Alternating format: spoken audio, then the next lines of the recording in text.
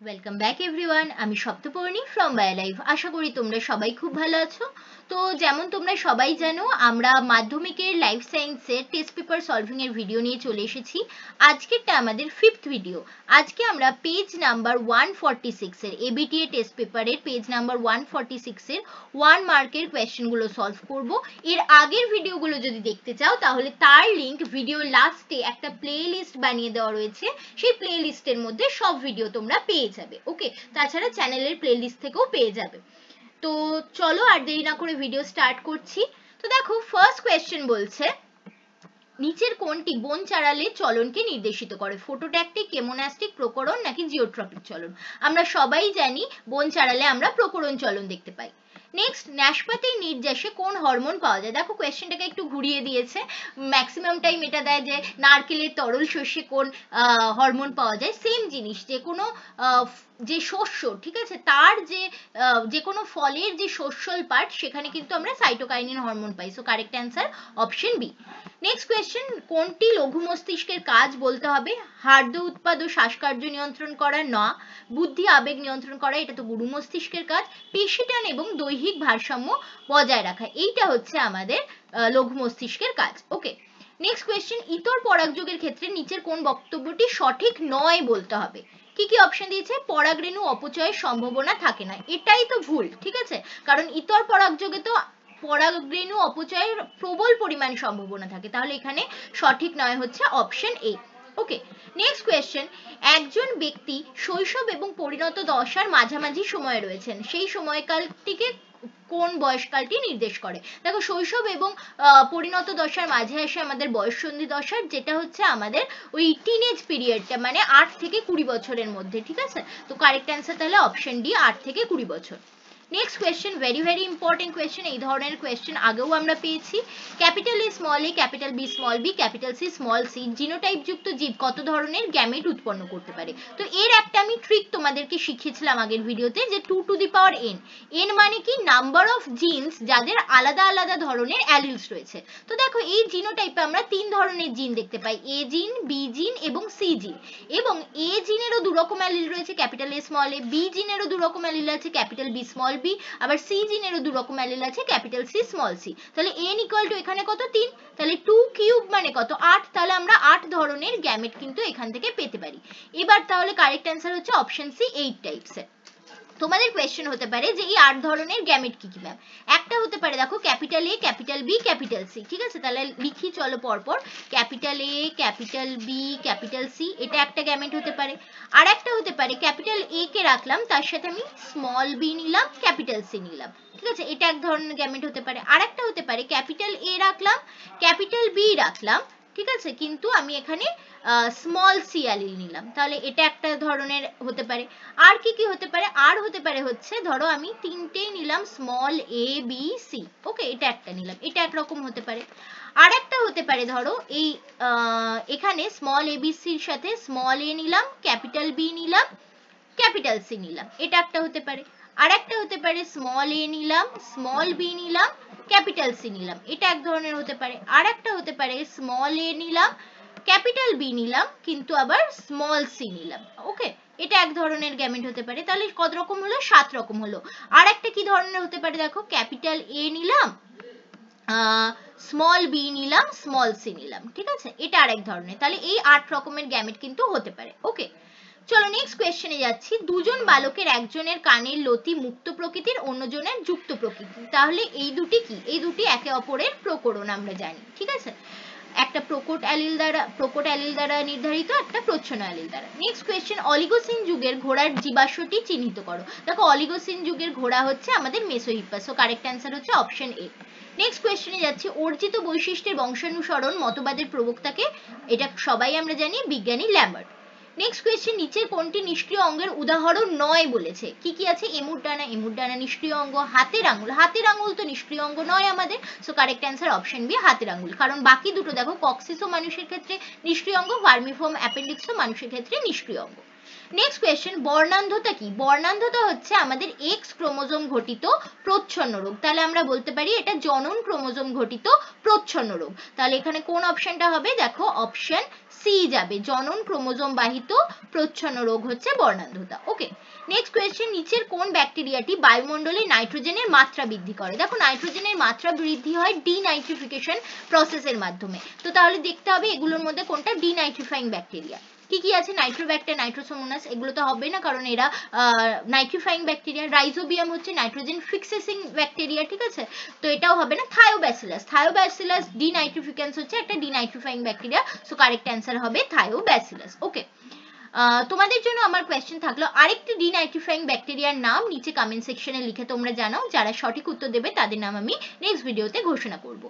Next question, তুমি একটি hotspot অঞ্চলে ভ্রমণের সময় লায়ন টেলড ম্যাকা দেখতে পেলে, তার মানে তুমি কোন হটস্পট অঞ্চলে ভ্রমণ করছিলে?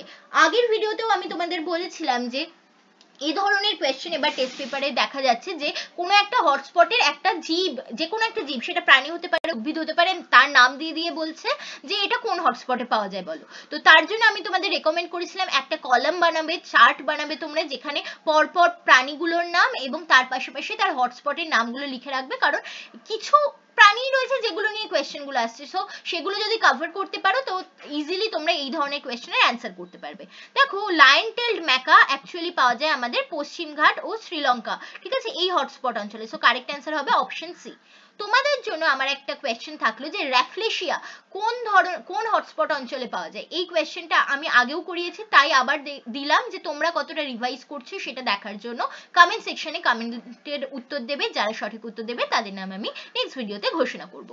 নেক্সট কোয়েশ্চেনে যাচ্ছি, দেখো কোনো একটি জলাশয়ে বর্ধিত বিওডি নিচের কোন ঘটনাকে নির্দেশ করে? দেখো কোনো একটা জলাশয়ের বায়োলজিক্যাল অক্সিজেন ডিমান্ড বেড়ে যায় কখন? যখন সেই জলাশয়ের ডিজলভ অক্সিজেন বা জলে দ্রবীভূত অক্সিজেনের পরিমাণ কমে যায়। ওকে, এবং জলে দ্রবীভূত অক্সিজেনের পরিমাণ কেন কমে? কারণ সেই জলাশয়ে কোনো ডিটারজেন্ট পড়ার কারণে নিউট্রিশনের লেভেল এত বেড়ে যায় যে সেখানে অ্যালগাল ব্লুম দেখা যায়, ঠিক আছে, মানে জল দূষিত হয়। তাহলে জল দূষণ হলে ডিজলভ অক্সিজেন বা দ্রবীভূত অক্সিজেনের পরিমাণ যদি সেই জলাশয়ে কমে যায়, তবে গিয়ে বায়োলজিক্যাল অক্সিজেন ডিমান্ড বেড়ে যায়, ঠিক আছে। বায়োলজিক্যাল অক্সিজেন ডিমান্ড মানে যে প্রত্যেকটা প্রাণীর যে অক্সিজেনের ডিমান্ড সেটা বেড়ে যাচ্ছে, প্রত্যেকটা জীবের অক্সিজেনের ডিমান্ড বেড়ে যাচ্ছে। তো তার মানে এটা দুটো ঘটনাকে সূচিত করে, এক তো হচ্ছে জল দূষণ প্লাস জলে দ্রবীভূত অক্সিজেনের ক্রম হ্রাসমান মাত্রা, ঠিক আছে, দুটোকেই নির্দেশ করে। তাহলে আমাদের সঠিক উত্তর কোনটা হবে? অপশন ডি, ক এবং গ উভয়ই প্রযোজ্য, ঠিক আছে, জল দূষণও হচ্ছে এবং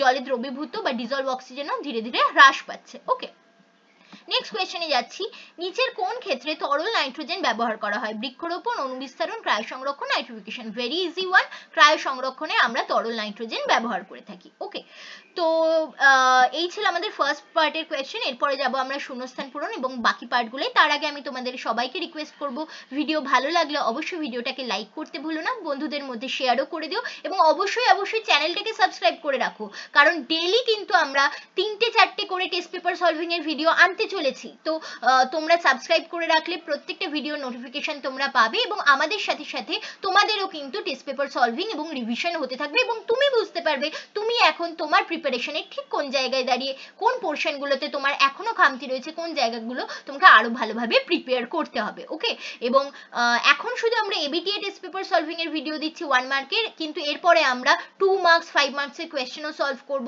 ডাব্লিউটিএ টেস্ট পেপারও সলভ করব এবং অ্যাট লাস্ট আমরা লাইফ সায়েন্সের সাজেশনও দেব, যাতে তোমরা সকলে লাইফ সায়েন্সে 90+ মার্কস স্কোর করতে পারো। এবং আমাদের চ্যানেলের এটা লেগাসি যে গত কয়েক বছরও যখনই আমরা টেস্ট পেপার সলভিং করিয়েছি আমাদের স্টুডেন্টরা কিন্তু 90+ মার্কস স্কোর করতে পেরেছে, আমাদের সাথে সাথে ডেইলি বেসিসে প্র্যাকটিস করে করে। ওকে, এবং আমাদের অ্যান্সার 100% নির্ভুল হয়, সো অবশ্যই তোমরা কিন্তু আমাদের টেস্ট পেপার সলভিং এর উপরে ভরসা করতে পারো। তো অবশ্যই চ্যানেলটাকে সাবস্ক্রাইব করে রেখো। তো চলো নেক্সট কোয়েশ্চেন গুলো দেখি। চলো শূন্যস্থান পূরণ করতে হবে।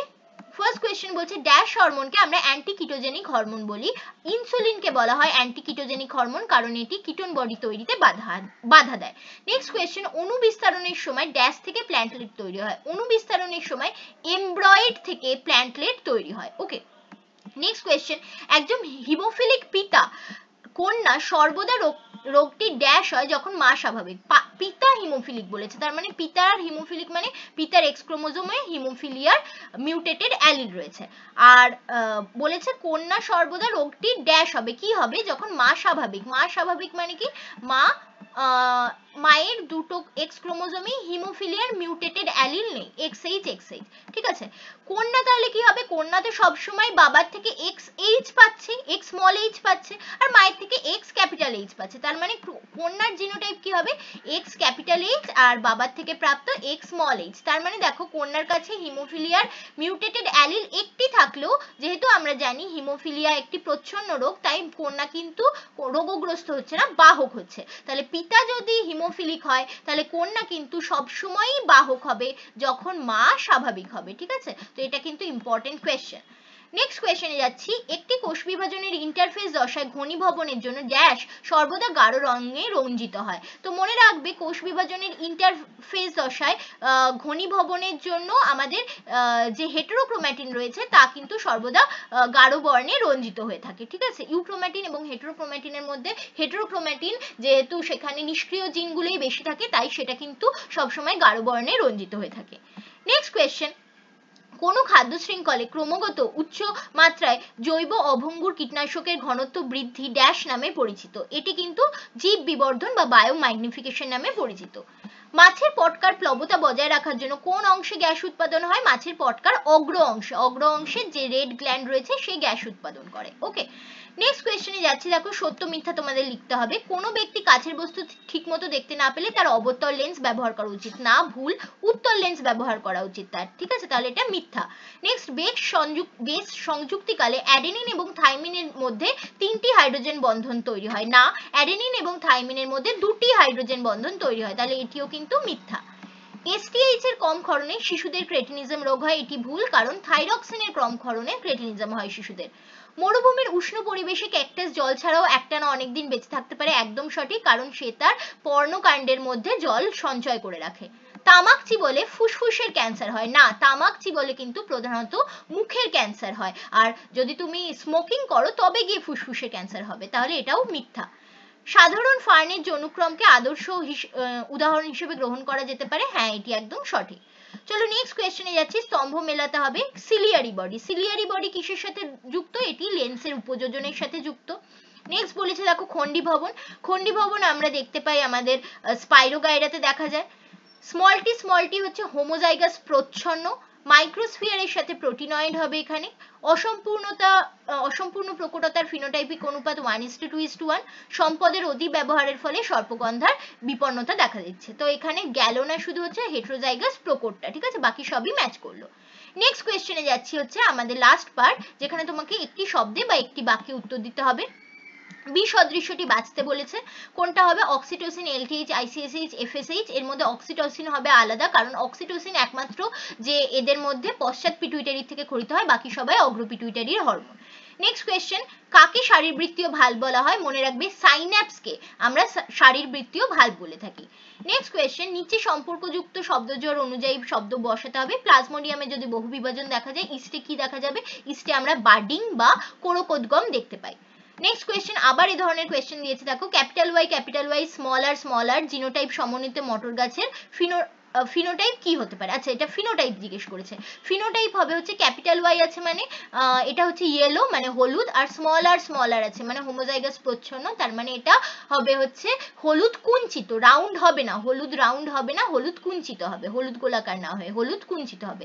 তোমাদের জন্য আমার একটা কোয়েশ্চেন থাকলো, এই জিনোটাইপ থেকে তোমরা কত রকম ফিনোটাইপ পেতে পারবে, ওই 2⁴n ফর্মুলা দিয়ে আমাকে বুঝিয়ে বলো, এবং এই জিনোটাইপ থেকে কত রকমের গ্যামেট পেতে পারবে সেটা তোমরা নিচে লিখবে, এবং কোন গ্যামেট সেটাও কিন্তু লিখবে, কোন গ্যামেট সেটাও লিখবে, ফর্মুলার সাহায্যে করবে জিনিসটা। ওকে, নেক্সট কোয়েশ্চেন, জিরাফের এমন একটি চারিত্রিক বৈশিষ্ট্যের উল্লেখ করো যা সুস্পষ্ট বিবর্তন লক্ষণীয়।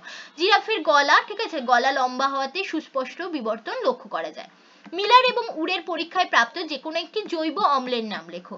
ল্যাকটিক অ্যাসিড হচ্ছে মিলার উডের পরীক্ষা থেকে প্রাপ্ত জৈব অম্ল। ওকে, প্যানের ফুল ফর্ম কি, প্যানের ফুল ফর্ম হচ্ছে পারঅক্সি অ্যাসিটাইল নাইট্রেট। মনে রাখবে পারঅক্সি অ্যাসিটাইল নাইট্রেট হচ্ছে হাইড্রোকার্বনের সাথে যখন আমাদের নাইট্রিক অক্সাইডগুলি, নাইট্রোজেনের অক্সাইডগুলির রিয়াকশন হয় এবং তার ফলে যে বায়ু দূষক সৃষ্টি হয় তাকে আমরা প্যান বলি। প্যান হচ্ছে আমাদের বায়ু দূষণের সাথে সম্পর্কিত।